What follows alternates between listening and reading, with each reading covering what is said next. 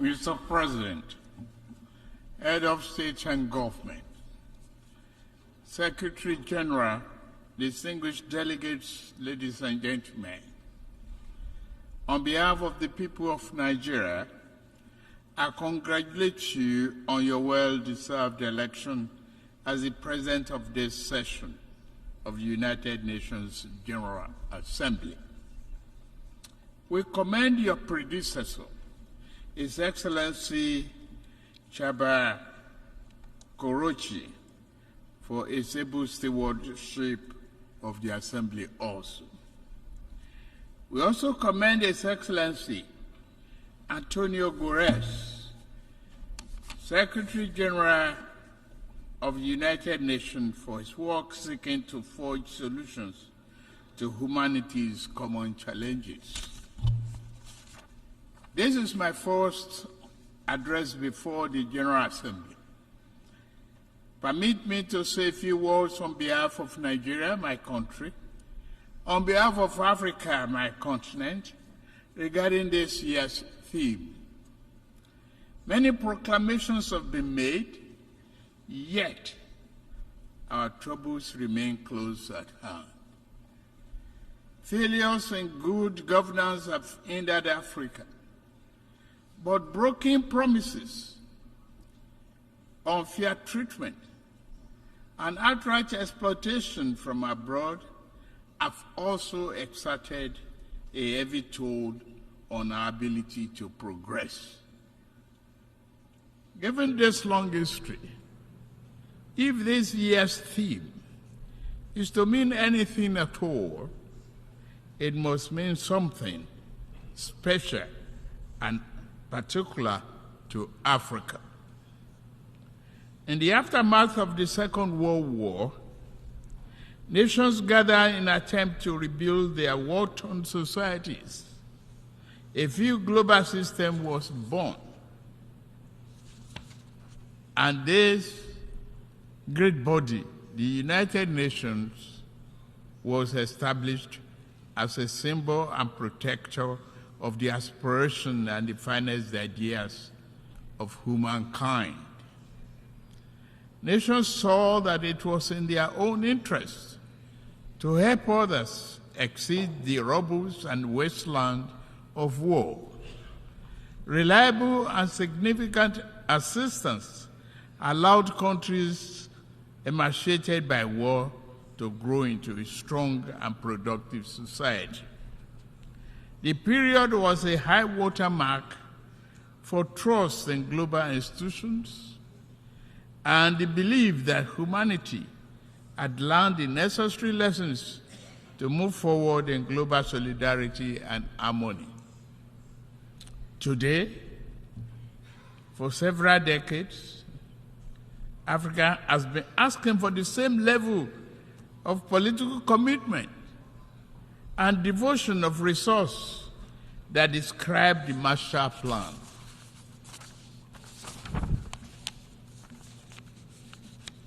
We realize that underlying conditions and causes of economic challenges facing today's Africa are significantly different from those of post-war Europe.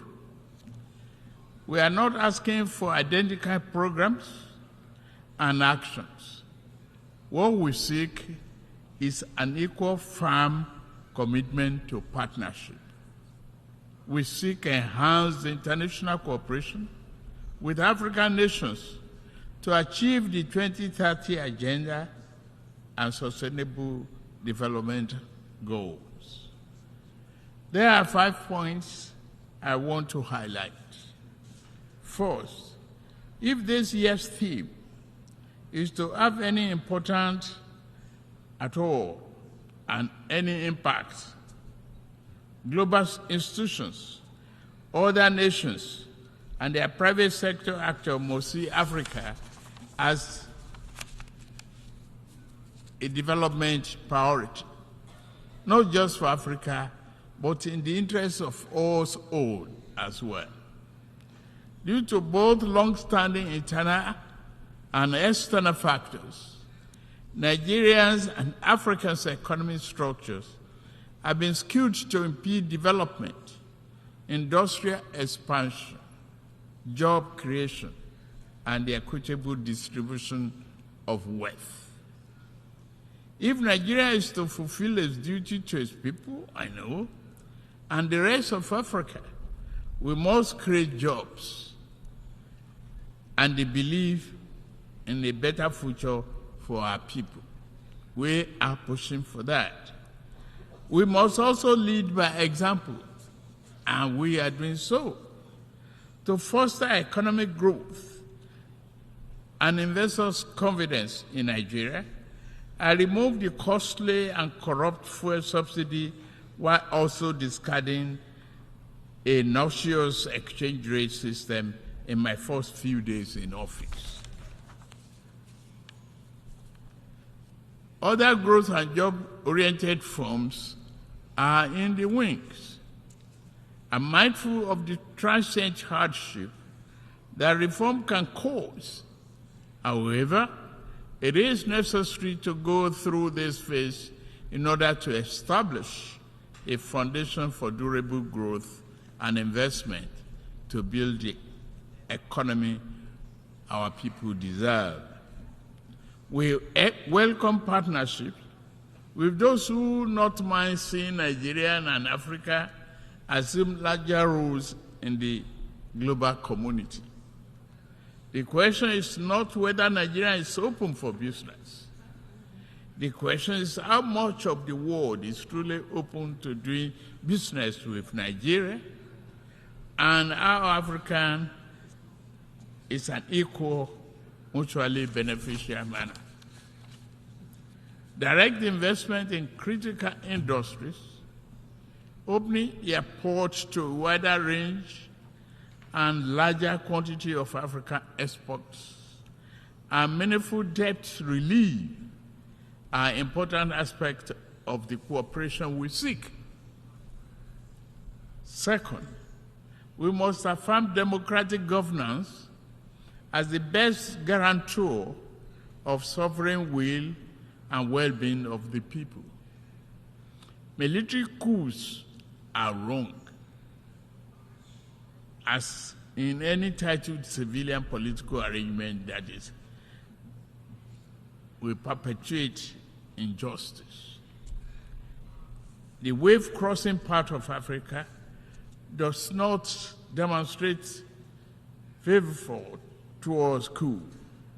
It is a demand for solution to perennial problem. Let us dig it deeper. Regarding Niger, we are negotiating with the military leaders. As chairman of ECOWAS, I seek to help establish democratic governance in a manner that addresses the political economy challenges confronting that nation, including violent extremists who seek to foment instability in our region. I extend a hand of friendship to all of you who may genuinely support this mission for a democratic governance in that nation. This brings me to my third crucial point. Our entire region is locked in protracted battle against violent extremists. In the turmoil, a dark channel of inhuman commerce has formed. Along the route, everything is for sale. Men, women, and children are seen as chattel. Yet, thousands reach the Sahara, hot and sand, and the Mediterranean cold death in search of a better life. At the same time, mercenaries and extremists with their lethal weapons and vile ideologies invade our region from the north. This harmful traffic undermines the peace and stability of the entire region. African nation will improve our economics so that our people do not risk their life to sweep the floors and streets of other nations. We also shall devote ourselves to disbanding extremist groups on our turf. Yet, to fully contain this threat, the international community must strengthen its commitment to arrest the flow of armed and violent people into West Africa. The fourth important aspect of this global trust and solidarity is to secure the continent's mineral-rich areas from plundering and conflicts. Many such areas have become catacombs of misery and exploitation. The Democratic Republic of Congo has suffered this for decades, despite the strong UN presence there. What happened? The world economy owes the Republic of Congo much, but gives her very little. The mayhem visited on resource-rich areas does not respect national boundaries. Sudan, Mali, Burkina Faso, Central African Republic, and the list grow on and on and on. The problem also knocks at Nigeria's door.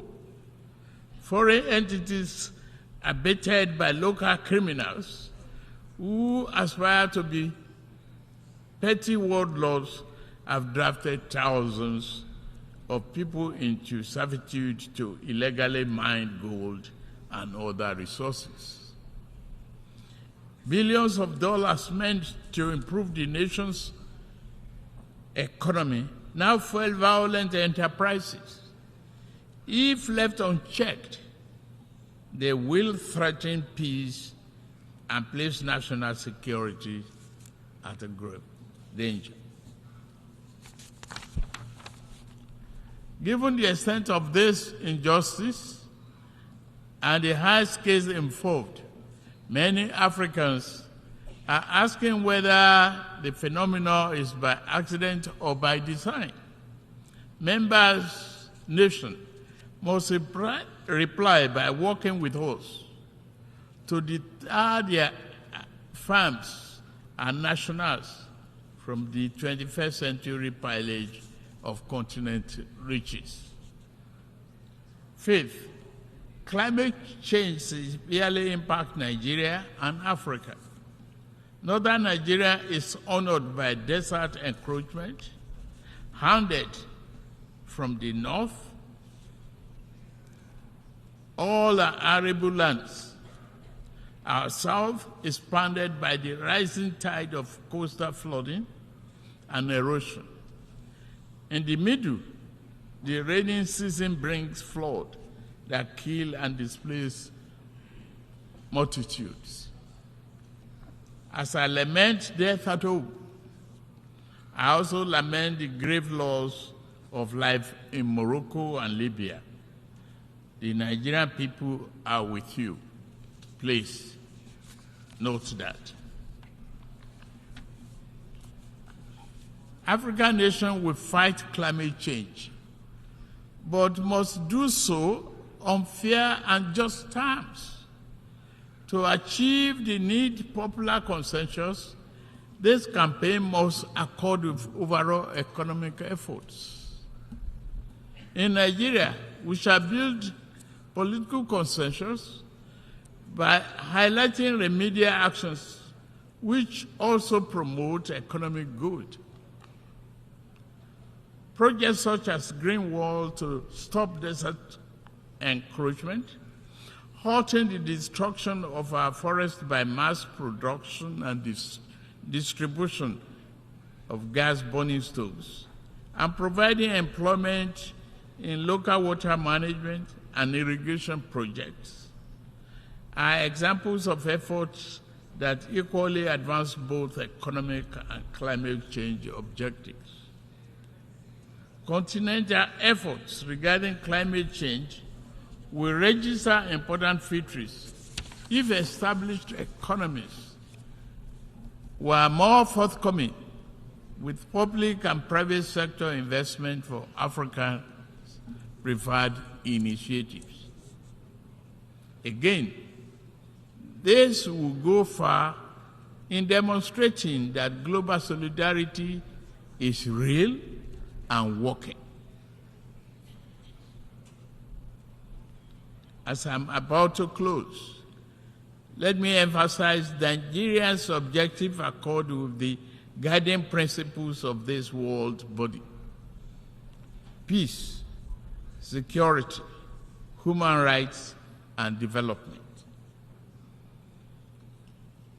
In fundamental ways, nature has been kind to Africa, given abundant land, resources, and creative and industrious people. Yet, man has too often been unkind to a fellow man, and this sad tendency has brought sustained hardship to Africa's doorstep. To keep faith with the tenets of this world to this body and the theme of this year's assembly, the poverty of nations must end. The pillage of one nation's resources by overreach of farms and people of stronger nations must end. The will of the people must be respected. This beautiful, generous, and forgiving planet must be protected.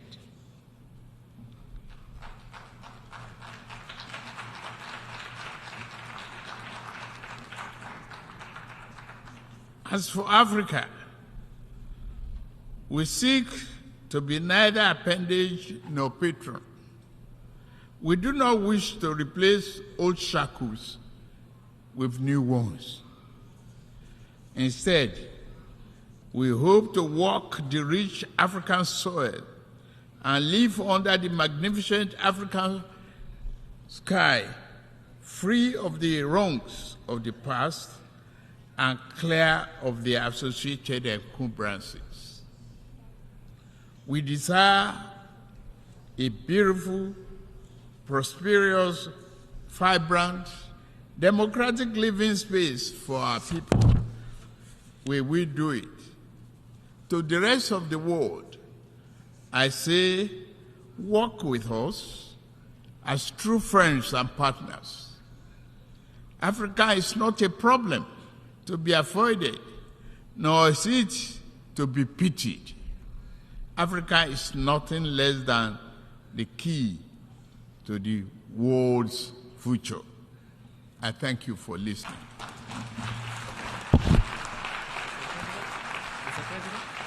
De l'Assemblée générale.